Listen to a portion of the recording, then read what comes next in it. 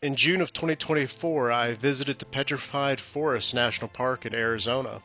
And here are 8 things you should see when you visit there and drive along the 28-mile Petrified Forest Road. One thing to note is that the Petrified Forest is only open from 8 a.m. to 6 p.m. The Visitor Center and museums are open from 8 a.m. to 5 p.m. and the Painted Desert Inn is only open from 9 a.m. to 4 p.m.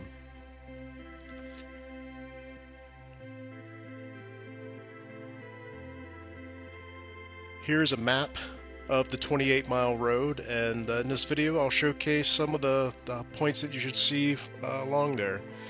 If you enjoyed this video, hit the like button and subscribe. So the first stop that you'll see right after going to the Visitor Center, which is pretty interesting to stop at. They do have petrified wood in there that you can buy. You'll see a lot of overlooks for the Painted Desert, which is in the northern section of the park. There are about 6 overlooks that you can stop and take photos of the desert.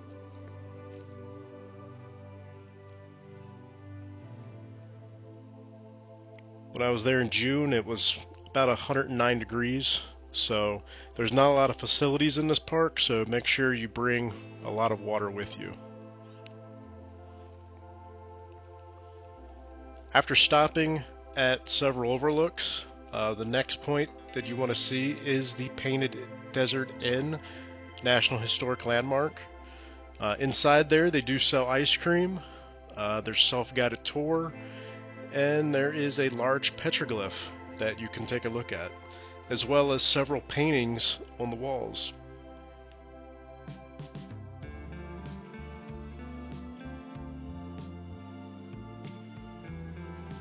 And there's the petroglyph, and I can only imagine it's a cat. Pretty sure that's a cat. So after stopping there, the next point that you would want to stop at is at the remnants of the original Route 66. Route 66 used to run right through the middle of this park, but a lot of sections of Route 66 are no longer exist, or they're very much abandoned. When I-40 came through, and you can see cars going by in the distance in the background, that is I-40. So this section of Route 66 was abandoned, much like this car that is sitting here.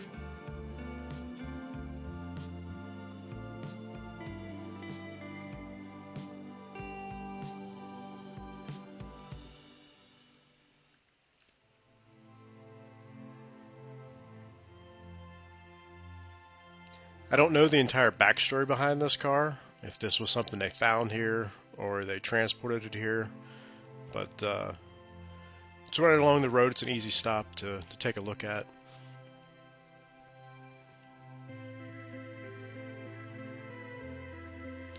And if you want to go stand exactly where Route 66 used to run through the park, just past that car you'll see a long row of abandoned telephone poles. And this is actually where Route 66 was. It ran straight through here, right along where the telephone poles are.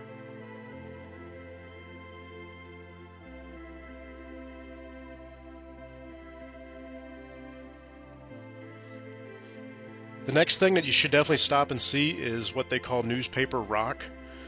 It is a rock with a lot of petroglyphs on it, and you'll see all these people standing out here. Here's a little informational sign on it. The rock is pretty far down below.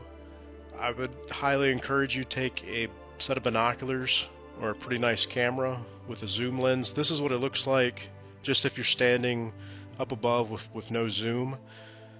Here in a second I'll show you some photos from my digital camera where I was able to zoom in and really get to see the petroglyphs. But yeah, if you don't have something with a good zoom lens like binoculars or a good camera, you won't be able to see them really well. But here they are. Here's some photos with my digital camera. You can see them. You can see all the petroglyphs on newspaper rock. So definitely stop there. It's pretty neat to see. Another quick little pull off is an area called the Tepees. It's a bunch of rock formations that are shaped like teepees, hence their name. It's a quick little pull off. You can take some nice photos there. Quick little stop.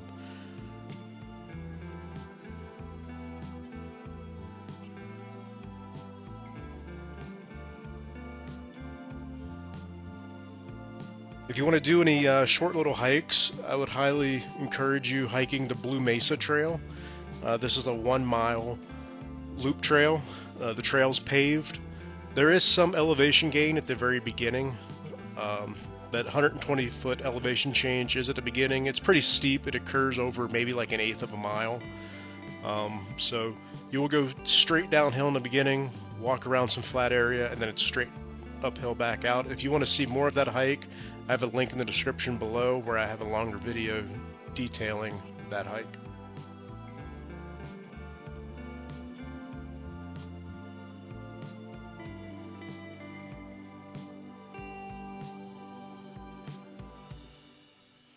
There you can see once you go down, this is the more flat area that you can walk through, and this is also the point where you start seeing some of the petrified wood in the park.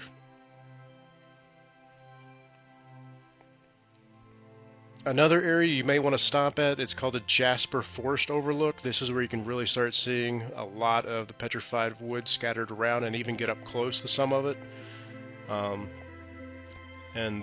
Here is some zoomed in photography so you can really see what the petrified wood looks like up close.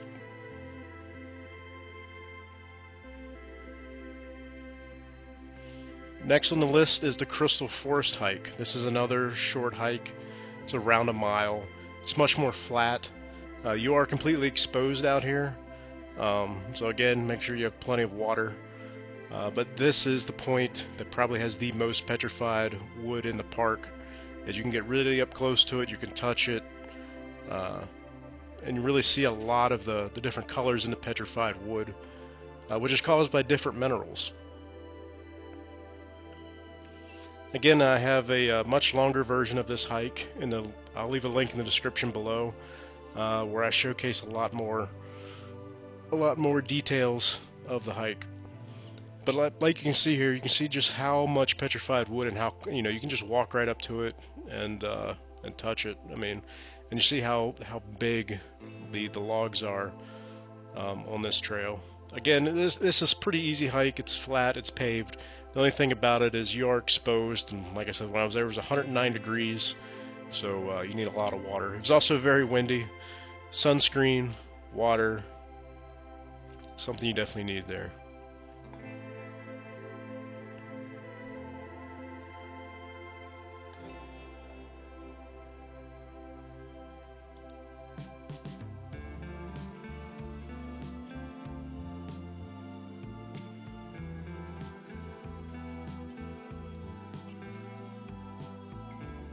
Again, you can kind of zoom in there. I'll zoom in there. You can see some of the different colors in it. This is one of the most colorful pieces of petrified wood I found. I loved seeing this. The last thing that I would highly encourage you to stop at is the entrance station in the south end. There's a lot of dinosaur fossils there. Pretty neat to look at. So that wraps up everything here. Thanks for watching.